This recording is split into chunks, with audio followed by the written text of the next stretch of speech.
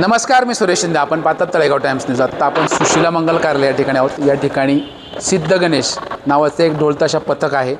गेले 4-5 दिवसापासून या ठिकाणी वाद्यपूजन होऊन त्या ठिकाणी अनेक विद्यार्थी म्हणो किंवा शाळकरी मुले म्हणो किंवा इतर नागरिक म्हणून यांना या ठिकाणी खूप छान असं प्रशिक्षण दिलं जातं आहे. या ठिकाणी फक्त ढोलताशाचं प्रशिक्षण दिलं जात नाही, परंतु वेगळंसुद्धा काही प्रशिक्षण या ठिकाणी दिलं जातं आहे. नक्की कोणतं असणार आहे, या ठिकाणी जे पदाधिकारी आहेत, जे स्वयंसेवक आहेत, आपण त्यांच्याकडे थोडक्यात ही माहिती जाणून घेणार आहोत.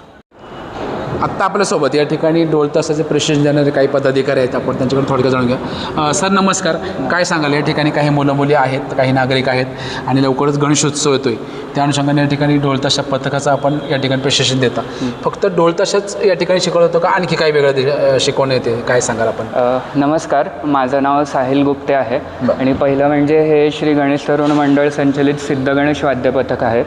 त्या पथकाचं 20वं वर्ष आहे आणि इथं आत्ता मुख्य म्हणजे ढोलाचं प्रशिक्षण दिलं जातं आहे. आणि आपल्या पथकात फक्त ढोल नाही तर ढोल, ताशा, झांज, ध्वज हे वेगवेगळ्या प्रकारची वाद्यसुद्धा आहेत. आपण ढोल शिकवताना पहिले लोकांना एक ताल किंवा लय जी असते ती कळण्यासाठी पहिलं त्यांच्याकडनं जे ताल असतात ते मांड्यांवरनं वाजवून घेतो. पण त्याच्या आधी आपल्याला एक ढोल काय आहे, ढोलाचं वजन किती आहे त्याचा अंदाज येण्यासाठी आपण पहिलं म्हणजे ढोल बांधतात कसे हे आपण सगळ्यांना शिकवतो. आणि त्याच्या आधीसुद्धा ढोल आपण उचलतो कसं, खांद्यावर ढोल कसा उचलायचा, ते ढोल खांद्यावर घेऊन राऊंड कसे मारायचे हे पण शिकवलं जातं. ह्याच्या मागचं मुख्य कारण म्हणजे 2 आहेत. एक म्हणजे ढोल, आता समजा ज्याला ढोलाबद्दल काहीच माहीत नाही आहे तो जर बाहेरून आला तर त्यांनी हा ढोल बघितला तर त्याला वाटेल की अरे हा किती जड असेल, पण तो आपण ढोल ॲक्च्युली उचलल्याशिवाय त्याच्या वजनाचा अंदाज येत नाही. बरोबर. आणि दुसरं म्हणजे आपल्या ज्या मिरवणुका असतात त्यातसुद्धा आपल्याला ढोल खांद्यावर घेऊन एक चालत जायची गरज येऊ शकते.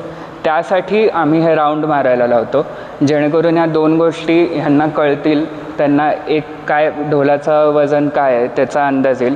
आणि दुसरं म्हणजे एक काय म्हणतात, लांबपर्यंत ढोल घेऊन जायची त्यांची जी कपॅसिटी आहे ती पण वाढेल, त्यांचा स्टॅमिना पण बिल्ड होईल त्यासाठी. बरं, एखादं समजा आता ढोल आपण तुम्ही घेण्यापूर्वी आपण काय काय नक्की त्यात मार्गदर्शन करता हे थोडक्यात काय सांगू शकाल का? आत्ता आपण पहिलं तर हा जो ढोल आहे, हा ढोल कशाने तयार होतो, पिंप काय, दोरी काय, पानं काय, त्याला किती कड्या असतात, ह्या सगळ्याबद्दल त्यांना सांगितलं जातं. त्याच्यानंतर ढोल हा पूर्ण जेव्हा आपण सेपरेट करून ठेवलेला असतो त्यानंतर पूर्ण ढोल ताणला कसा जातो, तयार कसा केला जातो, हा जो आत्ता पूर्ण तयार केला आहे तो एकंदरीत कसा ताणतो, उभा आडवा म्हणा, पान कसं लावलं पाहिजे, पानाला शाई कशी असली पाहिजे, हे सगळं आधी शिकवलं जातं. ओके सर, धन्यवाद. आत्ता आपल्यासोबत या ठिकाणी प्रशिक्षणाला काही विद्यार्थी आहे, पण थोडक्यात जाणून घेऊया. सर नमस्कार, काय ओळख सांगाल? आपले नाव काय? माझं साहिल किशोर कबाडे. बरं. मी तळेगाव दाभाडे नगरीत राहिला आहे आत्ता. बरं, आपण केव्हापासून येत आहे ढोल वाजवायला? माझं हे प्रथम वर्ष आहे सिद्ध गणेश वाद्य पथकामध्ये. मानाचा 5वा गणपती श्री गणेश तरुण गणपती मंदिर आपलं तळेगाव दाभाडेमधलं. बरं. मला एवढा अनुभव नव्हता. मी लहानपणीपासून म्हणजे यायचं होतं, मी मिरवणुका बघायचो, त्यावेळेस ढोलवादन बघायचो.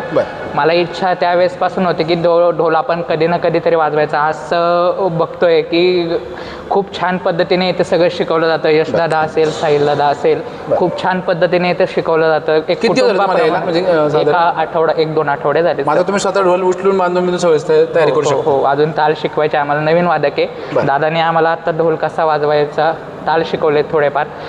अजून ढोल कसा ताणावा, ढोल कसा तयार करावा ते, आणि ढोल कसा बांधावा हे शिकवलं आहे. अजून शिकवायचं आहे. अजून आपला गणेशोत्सव येतो आहे, बाकी त्याची तयारी चालू आहे. ओके सर, धन्यवाद.